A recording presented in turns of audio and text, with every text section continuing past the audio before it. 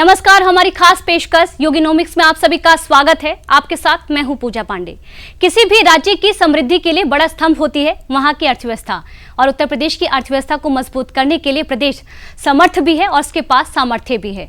अब योगी राज में संस्कृत सूक्त किस तरह से बड़ी भूमिका निभा रहा है, आइए योगिनोमिक्स में जानते हैं कि किस तरह से अर्थतंत्र और सख्त तंत्र के गठजोड़ से प्रदेश में विकास हो रहा है। यूपी की इकोनॉमी कितनी थी? कुल जीडीपी हमारी कितनी थी? 12 लाख करोड़ रुपए की। और आज यही उत्तर प्रदेश की जीडीपी 23-24 में बढ़ करके यह 26 लाख करोड़ की हो चुकी है। और हमारा अनुमान है कि इस वर्ष के अंत तक मार्च 2025 में यही उत्तर प्रदेश की जीडीपी 32 लाख करोड़ रुपए की होगी। ये अनुमान, ये ऐलान, ये 32 लाख करोड़ का पैगाम महज 7.5 साल में यूपी की जीडीपी करीब 3 गुने तक पहुंचाने के पीछे योगिनोमिक्स का वो सिद्धांत है जिस पर योगी सरकार ने पहले ही दिन से काम करना शुरू किया।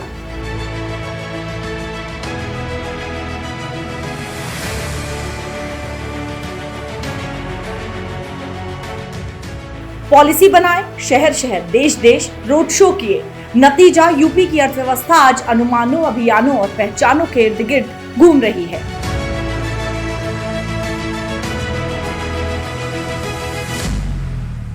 सवाल ये है कि आखिर ऐसा क्या हुआ, योगी सरकार ने क्या किया और जो अब हो रहा है वो पहले क्यों नहीं हुआ? इसका जवाब भी सीएम योगी आदित्यनाथ ने ही दिया है। योगिनोमिक्स में सबसे पहला काम सीएम योगी ने यही किया। मैं पूछना चाहता हूं कि माहौल देश का हर बड़ा उद्यमी क्यों उत्तर प्रदेश से हाथ जोड़ चुका है कि साहब हम उत्तर प्रदेश दोबारा नहीं आए? कौन लोग हैं इसके लिए जिम्मेदार? सरकार की तत्कालीन सरकार की कार्यपद्धति, उस समय के वातावरण, कोई भी बिजनेसमैन हो या कॉमन मैन हो, व्यवसाय करने के लिए या उसको अपने सामान्य जीवन का निर्वाह करने के लिए उसको सबसे पहली गारंटी चाहिए सुरक्षा। कानून का राज, इसकी पहली शर्त है सुरक्षा, और कानून के अनुरूप सारी गतिविधियों का संचालन स्वतःस्फूर्त भाव के साथ होता हुआ दिखाई दे। जिस राज्य में हर दूसरे तीसरे दिन दंगे होते रहे हो, जिस राज्य में जब व्यक्ति ही सुरक्षित नहीं है तो उसकी पूंजी की सुरक्षा की गारंटी कैसे होगी? यह उत्तर प्रदेश के अंदर मौजूद है। ऐसा नहीं है कि यूपी के पास विकास के संसाधन नहीं थे, ऐसा भी नहीं है कि यूपी के पास पर्याप्त सामर्थ्य नहीं था। दरअसल यूपी के पास वो सारे पहलू मौजूद थे जिसके लिए देश के कई राज्य तरसते हैं। देश में सर्वाधिक कृषि भूमि यूपी के पास, जलोढ़ मिट्टी के कारण यूपी देश के सबसे उपजाऊ भूमि वाला राज्य, यूपी में पूरे देश में सबसे सस्ता लेबर। ऐसा क्या नहीं था जो उत्तर प्रदेश को देश की अग्रणी अर्थव्यवस्था के रूप में स्थापित नहीं कर रहा था? सब कुछ तो हमारे पास था। आज की सबसे सस्ता मैन पावर हमारे पास है, स्किल मैन पावर हमारे पास है। देश की कभी शिक्षा के एक प्रमुख केंद्र के रूप में काशी और उसके उपरांत प्रयागराज ने अपनी एक बड़ी भूमिका का निर्वहन किया था, उसको लीडरशिप दी थी। कभी एक प्राच्य विद्या के केंद्र हुआ करते थे। दुनिया का सबसे प्राचीन जो गुरुकुल है उसके बारे में कहा जाता है महर्षि भारद्वाज का गुरुकुल था जो प्रयागराज में स्थित था। लेकिन समय के अनुरूप हम समय के उस कालचक्र को नहीं समझ पाए। परिणाम क्या था कि शिक्षा का केंद्र होने के बावजूद, स्किल मैन पावर होने के बावजूद, सबसे उपजाऊ भूमि होने के बावजूद और दुनिया का सबसे अच्छा जल संसाधन होने के बावजूद भी हम पिछड़ गए। ये पिछड़ापन सिर्फ तरक्की तक ही सीमित नहीं रही, बल्कि यूपी के सामने पहचान का बड़ा संकट भी खड़ा हो गया। ये राज्य के आत्मसम्मान, उसके युवाओं के अभिमान पर सबसे बड़ी चोट थी। योगी सरकार के सामने सबसे पहली और बड़ी चुनौती पहचान के इस संकट को ही दूर करना था। एक समय ऐसा भी था जब उत्तर प्रदेश वासियों के सामने पहचान का संकट आ खड़ा हुआ था। उत्तर प्रदेश का नौजवान आज से 7-7.5 वर्ष पहले जब उत्तर प्रदेश से बाहर जाता था तो लोग उसको शक की निगाहों से देखते हैं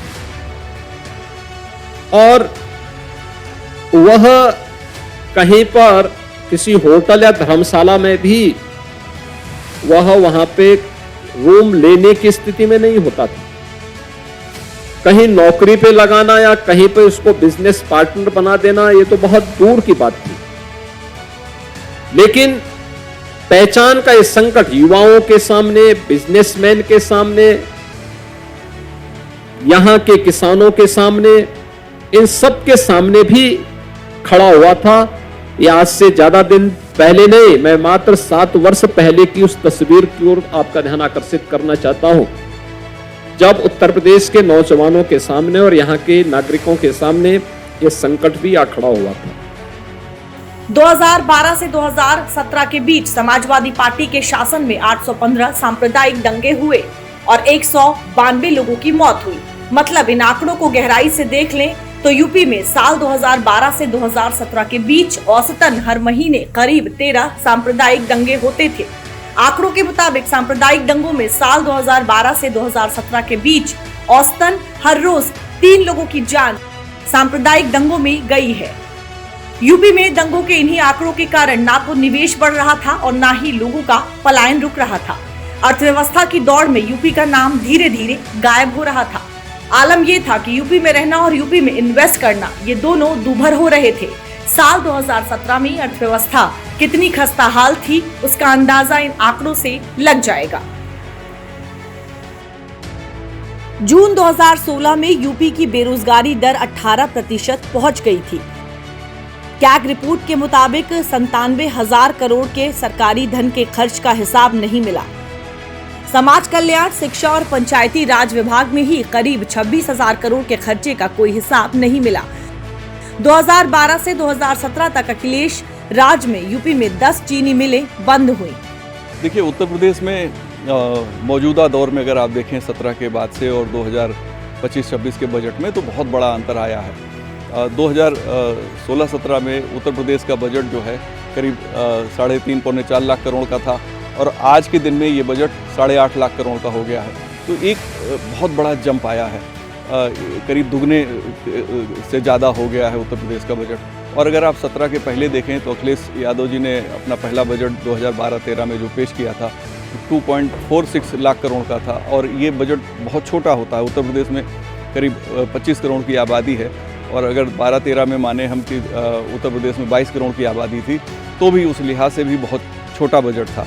आप 1947 यानी से देखेंगे और 2011-12 तक तो हमारा जो बजट का आकार है बहुत ही कम बढ़ा और बाद में ये तीव्रता से बढ़ता है। और जब कानून व्यवस्था ठीक होती है तो इन्वेस्टमेंट निश्चित तौर पे ज़मीन पे आता है। इसमें कई तरीके के फ़ायदे होते हैं। सबसे पहली बात ये होती है कि जो भी इन्वेस्टर आ रहा है वो अपने को सुरक्षित महसूस करता है।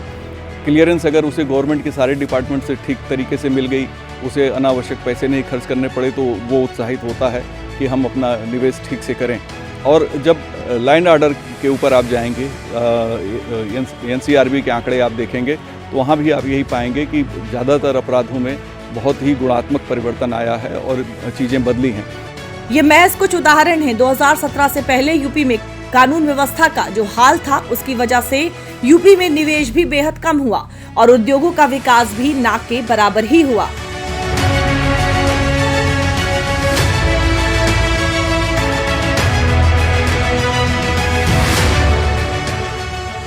योगीनॉमिक्स के तहत सीएम योगी आदित्यनाथ ने सत्ता संभालने के बाद सबसे पहले यूपी की कानून व्यवस्था को ही दुरुस्त करने पर सारा जोर लगाया।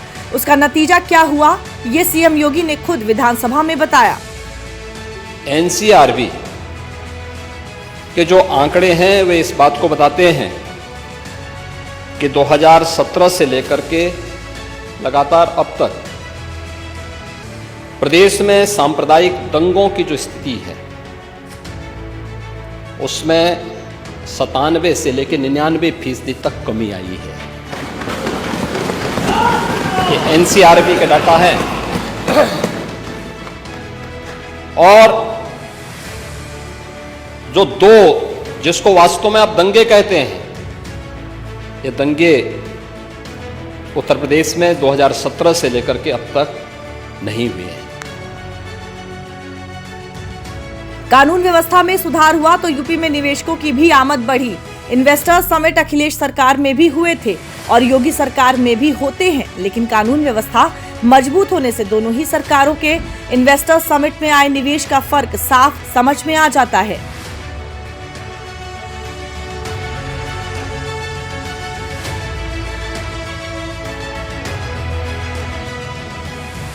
बारह जून 2014 नई दिल्ली में यूपी इन्वेस्टर्स कॉन्क्लेव 23 कंपनियों की ओर से 54,606 करोड़ के 20 एमओयू पर हस्ताक्षर। वास्तविक निवेश की जानकारी उपलब्ध नहीं। और अगर वहीं योगी राज में इन्वेस्टर्स समिट की बात करें तो फरवरी 2013 योगी सरकार का पहला इन्वेस्टर्स समिट 4.28 लाख करोड़ के 1045 एमओयू पर हस्ताक्षर, करीब लाख करोड़ की परियोजनाएं धरातल पर। 10 सितंबर 2015 मुंबई में यूपी इन्वेस्टर्स कॉन्क्लेव 33,000 करोड़ के एमओयू पर हस्ताक्षर, 3,000 करोड़ का वास्तविक निवेश हुआ। फरवरी 2023 UP global investors summit 33.5 lakh crore के निवेश प्रस्ताव मिले, 10 लाख करोड़ के निवेश प्रस्ताव धरातल पर। मई 2016 दुबई में UP invest forum summit 20,000 crore के एमओयू साइन हुए। वास्तविक निवेश की जानकारी उपलब्ध नहीं। पिछले 7 साल में यूपी को 40 ट्रिलियन के निवेश प्रस्ताव मिले हैं। 40 ट्रिलियन का निवेश फरवरी 2024 में हुआ।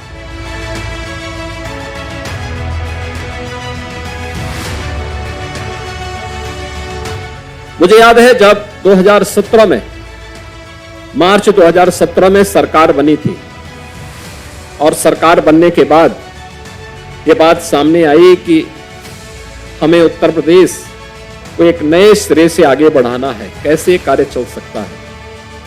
मैंने उस समय अपने औद्योगिक विकास विभाग के मंत्री को और औद्योगिक विकास के अवस्थापना और औद्योगिक विकास के आयुक्त को बुलाया। मैंने उनसे कहा, मैंने कहा उत्तर प्रदेश के अंदर निवेश के कार्यक्रम को आगे बढ़ाने की तैयारी के लिए आपको कुछ प्लानिंग करनी चाहिए।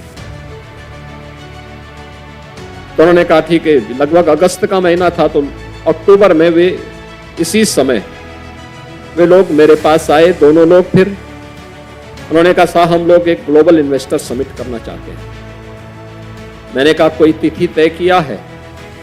उन्होंने कहा जब आप कहें। मैंने कहा भी कितने का निवेश का आपका प्रस्ताव है? उन्होंने कहा 20,000 करोड़ का। तो मैंने कहा नाम आपने ग्लोबल लिखा है और निवेश 20,000 करोड़ का कराएंगे? उन्होंने कहा साहब यूपी में इससे ज्यादा हो ही नहीं सकता है, ये तो हमने ज्यादा कह दिया है। मैं भौचक था। यद्यपि तब तक हमारी सरकार को कुल 4-5 महीने ही हुए थे, लेकिन मैंने उनसे कहा कि भाई आप सबसे पहले नाम बदलिए, ग्लोबल इन्वेस्टर समिट, ग्लोबल शब्द हटाइए, ग्लोबल नाम के अनुरूप काम भी होना चाहिए। नाम आप ग्लोबल रखेंगे और कार्य करेंगे एक गांव का, तो आप स्वयं ही कटघरे में खड़े होंगे, लोग आप पे हंसेंगे, तो हंसी का पात्र मत बनिए। इसका नाम यूपी इन्वेस्टर समिट रखिए। और फिर इसको हम लोगों ने, मैंने कहा भाई इसकी अब तैयारी करिए। आप ये मान के चलिए कि 20,000 करोड़ नहीं, हमारी लोअर लिमिट 2 लाख करोड़ की होगी। अब इससे ऊपर बढ़ना। उन्होंने कहा साहब 2 लाख करोड़ कौन आएगा? मैंने कहा 2 लाख की गारंटी मैं आपको दे रहा हूं कि 2 लाख करोड़ का निवेश मैं कहीं जाऊंगा वहां से लेके आऊंगा, लेकिन उससे ऊपर की आप बात करिए।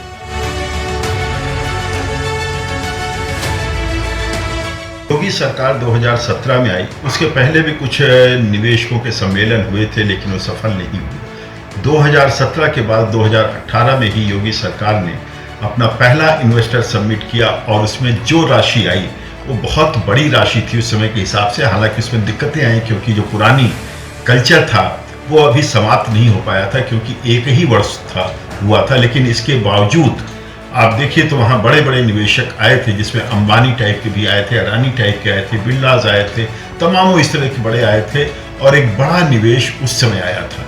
लेकिन उससे एक सबक लेकर के इंफ्रास्ट्रक्चर पर तेजी से विकास के आज उत्तर प्रदेश एक्सप्रेसवे का पूरा स्टेट कहा जाता है, एक्सप्रेसवे स्टेट के रूप में जाना जाता था। आज यहाँ पर 21 एयरपोर्ट बनने जा रहे हैं। जेवर इंटरनेशनल एयरपोर्ट दिल्ली एयरपोर्ट से भी बड़ा बन रहा है। इसी प्रकार से यदि हम देखते हैं तो 2023 में जो इन्वेस्टर समिट हुआ, 40 लाख करोड़ से भी ज्यादा का निवेश प्रस्ताव यहाँ पर आया। यूपी जैसे बड़े राज्य में ब्यूरोक्रेसी बेहद अहम है। सरकारों के विजन को अगर ब्यूरोक्रेसी का साथ मिल जाता है तो फिर योजनाओं के लागू होने और धरातल पर आने में तेजी आ जाती है। खुद सीएम योगी इस पहलू को जानते भी थे और उन्होंने यूपी में निवेश की तस्वीर बदलने की दिशा में पहला काम ब्यूरोक्रेसी पर ही किया।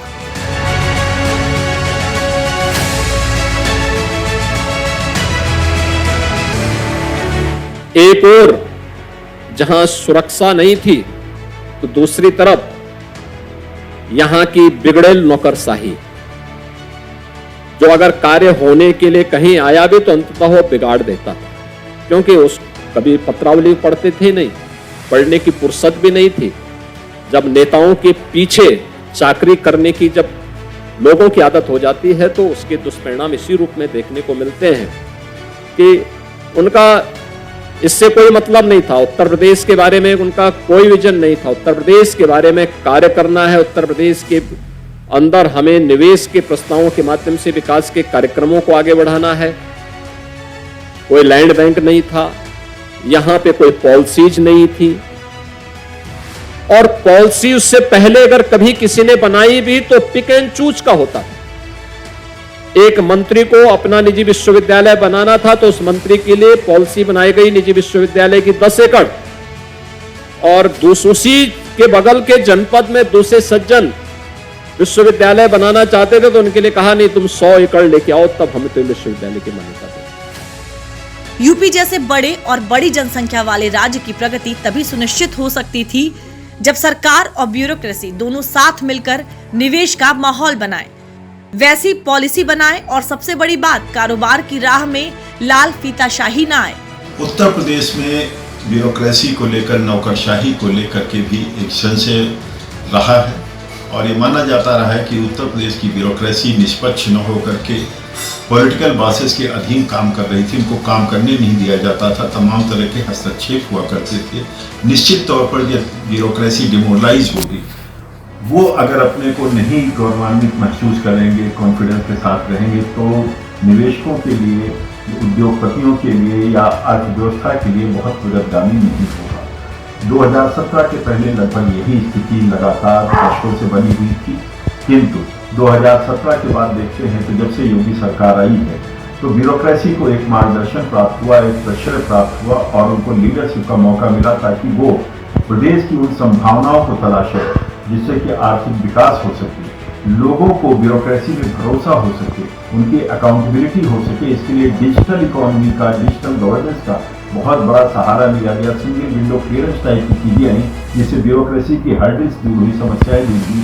तो ये अर्थव्यवस्था के लिए बहुत शुभ संकेत रहा। निवेशक को देखते हैं तो सिंगल विंडो क्लियरेंस एक बहुत बड़ी उपलब्धता रही है जिससे लोग आकर्षित होते हैं।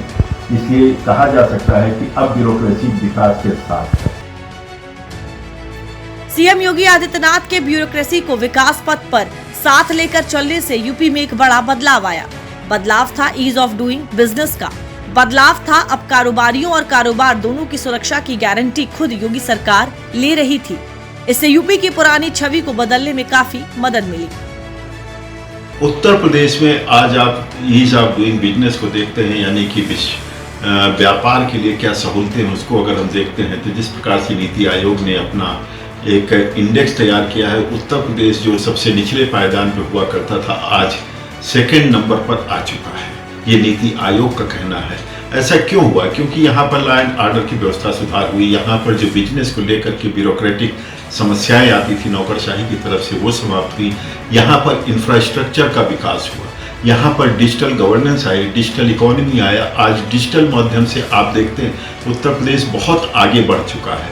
आज वो नई पॉलिसीज को लेकर के आते हैं। अगर देखते हैं तो 2017 से जब से योगी सरकार आई है अब तक लगभग 35 पॉलिसी चेंजेस आ चुके हैं, पॉलिसीज आ चुकी हैं आर्थिक विकास के लिए, जो कहीं ना कहीं उद्योगों को अपना एक मार्ग दिखाती हैं, उनको अपनी ओर आकर्षित करती हैं।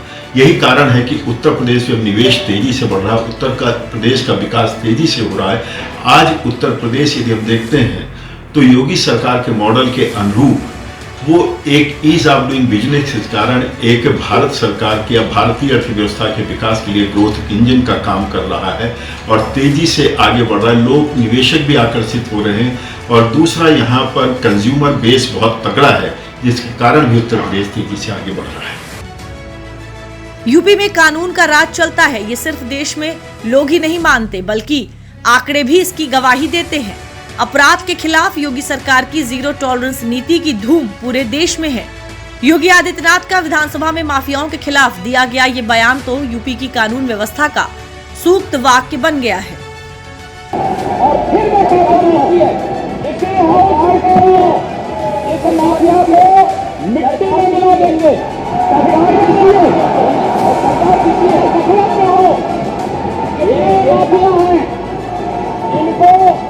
मिट्टी में मिलाने का काम करेंगे। अपराधी आ गए हैं, अपराधी दूर कहाँ है?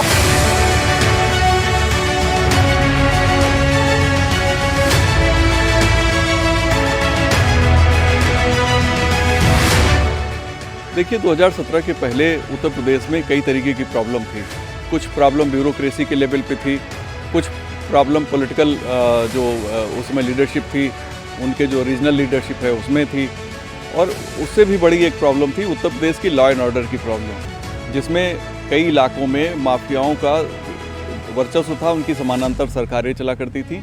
कोई भी इंडस्ट्री अगर लगनी है तो बिना माफियाओं की मंजूरी, यानी सारी क्लियरेंस लेने के बाद हर जगह से आप पोल्यूशन के एनओसी ले लीजिए, फायर के एनओसी ले लीजिए, लेकिन माफिया की भी एनओसी लेनी पड़ती थी।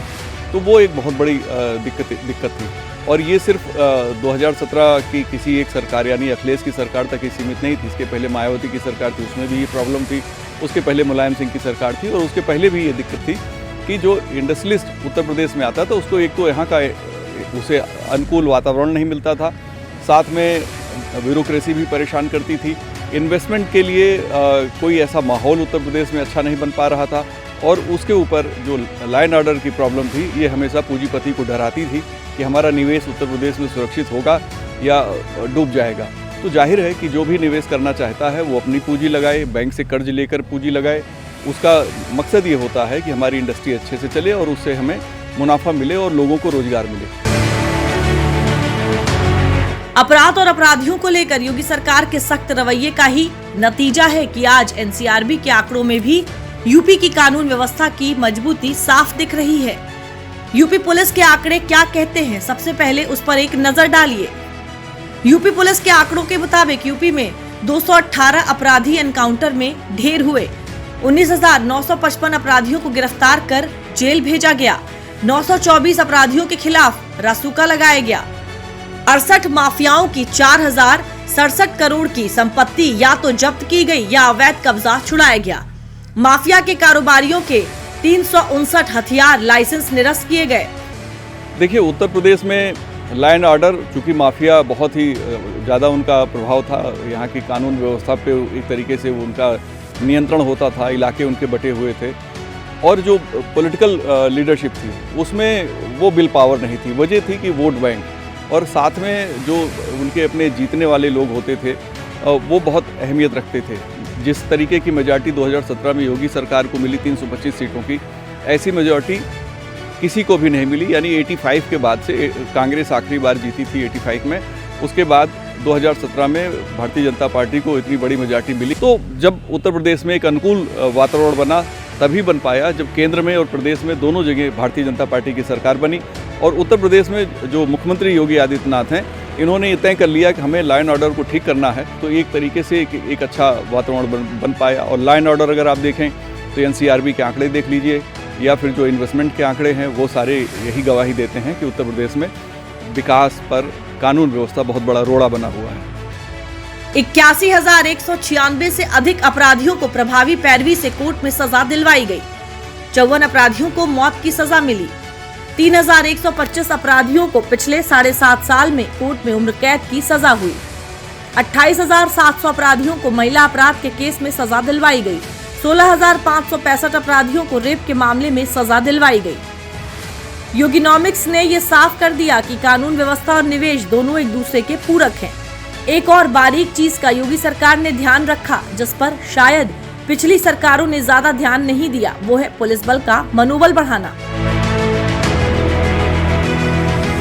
आज वातावरण अच्छा है, लेकिन इस अच्छे वातावरण के लिए पुलिस के मनोबल को बढ़ाने के लिए भी सरकार को कदम उठाने पड़ेंगे। अब अनुमान करिए उस राज्य की स्थिति क्या रही होगी जिसके पास 4 लाख के पुलिस बल में आधी जगह खाली रही है। आधी जगह खाली, और उसमें भी 25% लोग ऐसे थे जो एक राजनीतिक दल विशेष के नेताओं और गुंडों की सुरक्षा में लगे हुए थे।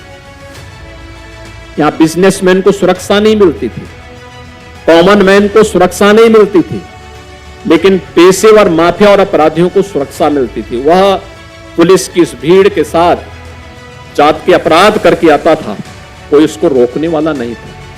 तो हम लोगों ने सबसे पहले उनकी सुरक्षा विड्रॉ की। हमने कहा भी गुंडे को सुरक्षा की कौन आवश्यकता है, ये तो स्वयं दूसरों की सुरक्षा के लिए खतरा पैदा करता है। पुलिस की ट्रेनिंग की क्षमता को बढ़ाया गया। उत्तर प्रदेश में कुल 6,000 पुलिस कार्मिकों की ट्रेनिंग एक बार में हो सकती है। पिछली सरकार ने ट्रेनिंग के दायरे को कम किया, कहा 6 महीने की ट्रेनिंग बहुत है, और जब उनको काम ही नहीं कराना था तो उन्होंने कहा कम कर दो इसको, 6 महीने की ट्रेनिंग करते। हमने कहा भी नहीं, 9 महीने की ट्रेनिंग होनी है तो 9 महीने की ही ट्रेनिंग होगी, हम इसका विस्तार करेंगे। 3 गुना हमने किया। हमने पैरामिलिट्री और मिलिट्री के सेंटर भी लिए, और हमने कहा एक साथ ट्रेनिंग होगी। और ट्रेनिंग को लेकर के हमने राज्य के अंदर क्षमता बढ़ाई, पैरामिलिट्री और मिलिट्री के सेंटर लिए, दूसरे राज्यों के भी सेंटर लिए, पुलिस के रिफॉर्म को आगे बढ़ाया, उसको टेक्नोलॉजी से वेल इक्विप्ड किया। परिणाम क्या है? आज उत्तर प्रदेश पुलिस चलती है तो गुंडे और माफिया थर-थर कांपते हुए दिखाई देते हैं। उनको लगता है कि हाँ, पुलिसिंग कैसे होनी चाहिए। आज वो माहौल उन लोगों के सामने देखने को मिलता है। योगी सरकार ने पुलिस बल को अत्याधुनिक सुविधाएं भी दी और टेक्नोलॉजी पर भी बड़ा काम किया। बजट में भी अपराध से लड़ने का बजट बढ़ाया गया, जिसका नतीजा सबके सामने है। यूपी सरकार ने पुलिस बल की मजबूती के लिए 39,500 करोड़ का बजट दिया। आधुनिक हथियार, आधुनिक उपकरण और पुलिस बल के लिए भवन निर्माण, साइबर क्राइम यूनिट की मजबूती के लिए 10 करोड़ का बजट। लखनऊ, बदायूं और गोरखपुर में 3 महिला पीएसी बटालियन की स्थापना। बलरामपुर, जालौन, मिर्जापुर, शामली और बिजनौर में भी महिला पीएसी बटालियन स्थापित होगी। यूपी 112 की मजबूती के लिए बेड़े में 7,000 वाहनों को जोड़ने का लक्ष्य। यूपी 112 में हर रोज 50 लाख कॉल रिसीव करने का लक्ष्य। अब तक 40 लाख कॉल की क्षमता थी। हर रोज 40,000 लोगों तक आपात सहायता पहुंचाने का लक्ष्य। अब तक 25,000 को मिली थी सहायता। प्रदेश में कानून व्यवस्था को सुदृढ़ कर जनमानस में सुरक्षा की भावना बलवती करना एवं अपराधियों में कानून का भय पैदा करना हमारी सरकार की प्राथमिकता है। इसके दृष्टिगत प्रदेश सरकार ने उत्तर प्रदेश पुलिस बल के मनोबल, कार्यकुशलता एवं व्यावसायिक दक्षता को बढ़ाने, पुलिस बल को बेहतर संसाधन उपलब्ध कराने के उद्देश्य से कई महत्वपूर्ण कदम उठाए हैं। सीएम योगी आदित्यनाथ ये भी समझते हैं कि कर्मपथ पर हमेशा मुस्तैद रहने वाले पुलिसकर्मियों के आर्थिक पक्ष को भी ध्यान रखना है, क्योंकि पुलिस के दिमाग में कर्तव्य पथ पर आर्थिक मुश्किलें आड़े नहीं आनी चाहिए। 2024 के अक्टूबर महीने में सीएम योगी ने पुलिसकर्मियों के लिए बड़ा ऐलान भी किया है। सीएम योगी ने पुलिसकर्मियों के वर्दी भत्ते को 70% बढ़ाने की घोषणा की। बैरक में रहने वाले पुलिसकर्मियों के एकोमोडेशन अलाउंस 25% बढ़ेगा। खिलाड़ियों के लिए वित्तीय सहायता 70 लाख से बढ़ाकर 10 करोड़ की गई। पुलिस विभाग के नए बहुमंजिला आवासीय भवनों की लिफ्ट और रखरखाव के लिए 1380 करोड़ रुपए के कॉप्स फंड की घोषणा। वो याद करते हैं जिन्होंने अपने प्राणों का परवाह न करते हुए देश की और समाज की सेवा करते हुए अपने जो वीर गति को प्राप्त हुए हैं, बहुत वर्षों के बाद वर्दी भत्ता में भी बढ़ोतरी की गई। बैरक अलाउंस, जो कुछ लोग बाहर रहते थे, बैरक अलाउंस में भी वृद्धि की गई है। पिछले 7.5 साल में उत्तर प्रदेश ने विकास की नई इबारत लिखी है। 1000, 10,000 हम पुलिस की भर्ती करते हैं, जो पिछली सरकारें नियत ठीक नहीं होने के कारण नहीं कर पाए। हमने 1,54,000 पुलिस की भर्ती अलग अलग फेज में कर दी। और ठीक है, एक बार में हो गया, लेकिन ये कोई बोलेगा कि हर साल 1 लाख पुलिस की भर्ती होगी, कठिन नहीं हो सकता, क्योंकि संख्या सीमित है। लेकिन बिजनेस में एक साथ 1.5 करोड़ लोगों को एक साथ नौकरी मिल जाए, ये संभव है, बिजनेस में संभव है और निवेश के माध्यम से संभव किया जा सकता है। और उत्तर प्रदेश ने इस दिशा में जो बेहतर प्रयास किए हैं, आज उसके परिणाम हम सबके सामने आए हैं। तो उस प्रकार का माहौल बनाने का परिणाम क्या था कि आज उत्तर प्रदेश के अंदर हर देश और दुनिया का जो भी बड़ा इन्वेस्टर है, उद्यमी है, वह इस बात को मानता है कि मुझे अपने निवेश के लिए यूपी में जाना चाहिए। एक माहौल बनाया गया, लेकिन इस माहौल के लिए सरकार को कुछ महत्वपूर्ण रिफॉर्म करने पड़े, कदम उठाने पड़े। जो हमारे मंत्री ने भी यहां पे कहा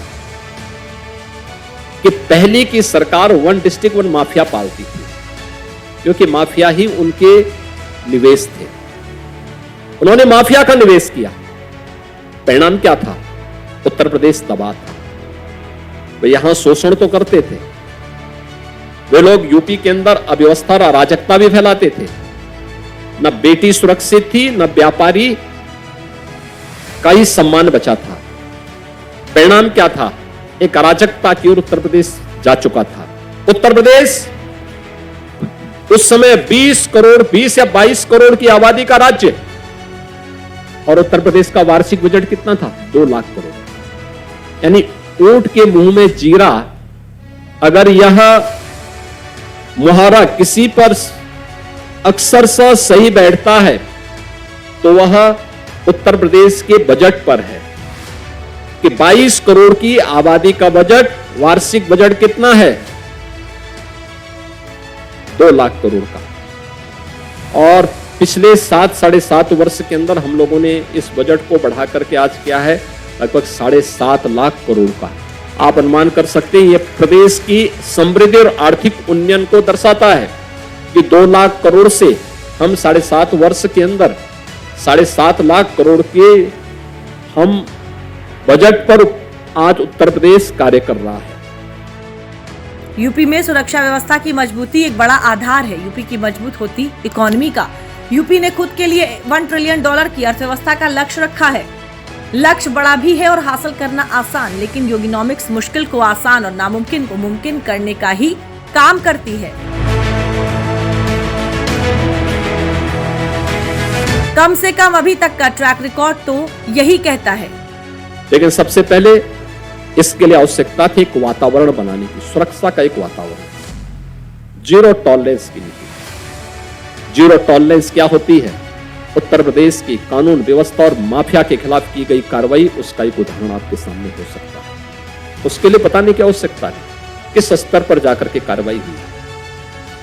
सरकार को बहुत सारी चुनौतियों को फेस करना पड़ा, लेकिन कोई भी रहा हो अपराधी, माफिया कोई भी हो, उससे उसी शक्ति के साथ निपटेंगे जिस क्रूरता के साथ वह एक सामान्य नागरिक किसी बेटी के साथ और किसी व्यापारी के साथ व्यवहार करता था।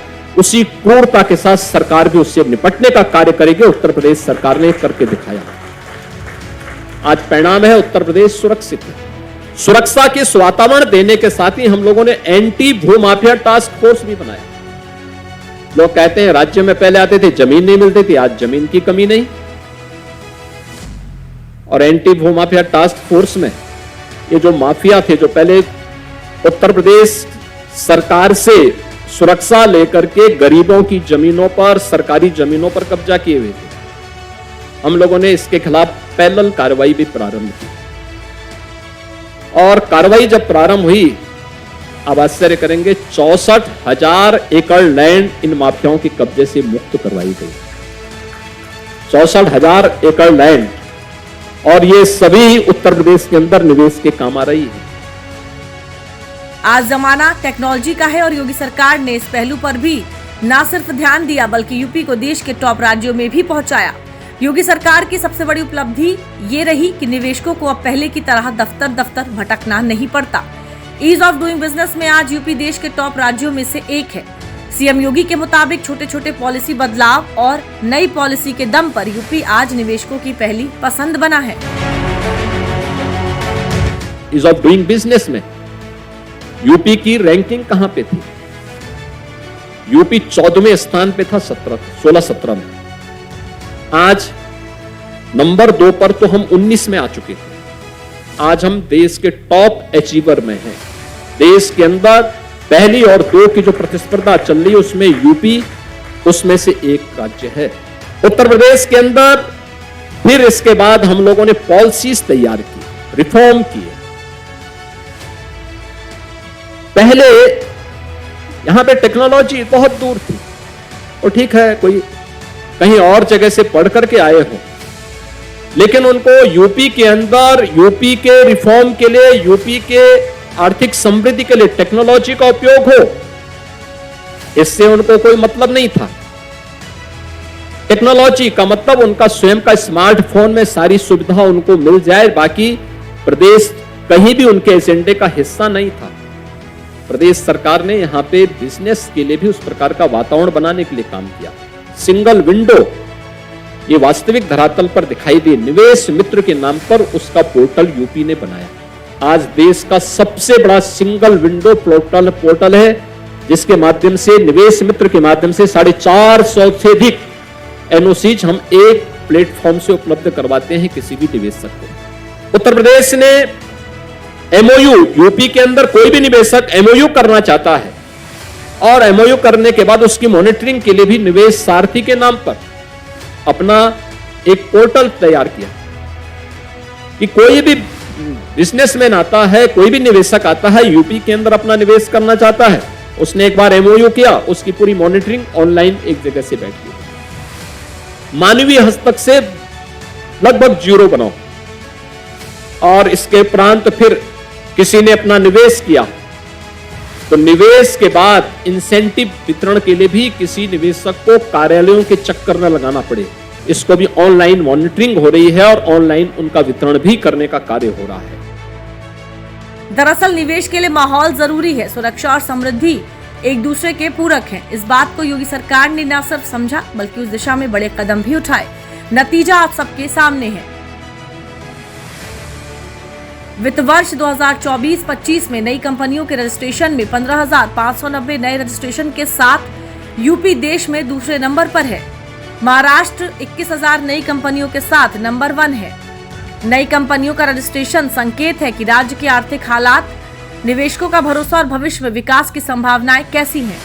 यूपी कृषि प्रधान राज्य है, उसमें नई कंपनियों का रजिस्ट्रेशन दिखावा है कि इंडस्ट्री और व्यापार के लिए राज्य तेजी से विकास कर रहा है। यूपी के विकास की गाथा का एक अहम हिस्सा ये भी है कि अब लोगों को सुरक्षा के साथ साथ सरकारी योजनाओं का भी सीधे लाभ मिल रहा है। यह आर्थिक सुरक्षा भी यूपी में वर्कफोर्स के लिए बड़ी ताकत बनी है। केंद्र की योजनाओं का लाभ लोगों को सीधा मिलने से यूपी में जो माहौल बना है वो भी अपराध पर लगाम और निवेश के लिए मुफीद हुआ है। पीएम आवास योजना ग्रामीण एवं शहरी में घर बनाने में यूपी देश में नंबर 1 है। पीएम किसान सम्मान निधि योजना में उत्तर प्रदेश देश में टॉप पर है। प्रधानमंत्री उज्ज्वला योजना में 1,85,00,000 निःशुल्क गैस कनेक्शन देकर देश में पहले नंबर पर है। पीएम स्वनिधि योजना के अंतर्गत स्ट्रीट वेंडर्स को सर्वाधिक कर्ज देकर यूपी नंबर 1 है। 96 लाख से अधिक एमएसएमई उद्योगों की स्थापना कर उत्तर प्रदेश देश में पहले स्थान पर है। पीएम सुरक्षा बीमा योजना के अंतर्गत 6,52,00,000 नामांकन यूपी में हुआ है। पीएम जीवन ज्योति बीमा योजना में सबसे अधिक 2,28,00,000 रजिस्ट्रेशन यूपी में हुआ है। कृषि निवेशों पर किसानों को डीबीटी के जरिए भुगतान करने वाला देश में यूपी पहला राज्य है। गन्ना एवं चीनी खाद्यान्न, आम, दूध, आलू, शीरा उत्पादन में यूपी लगातार पहले स्थान पर है। कौशल विकास नीति को लागू करने वाला उत्तर प्रदेश पहला राज्य है। अर्थव्यवस्था का क्षेत्र बहुत व्यापक है, इसके कई अहम पहलू हैं। योगीनॉमिक्स में इस बार कानून व्यवस्था के पहलू को दिखाने की कोशिश की गई है। विकास के कई प्रतिमान और कई स्तंभ होते हैं, उनमें कानून व्यवस्था भी एक पहलू है। योगीनॉमिक्स के जरिए ही यूपी $1 ट्रिलियन की इकोनॉमी का लक्ष्य हासिल करने की राह पर चल रहा है। अगली बार योगीनॉमिक्स में यूपी के विकास की एक और पहलू पर बात होगी।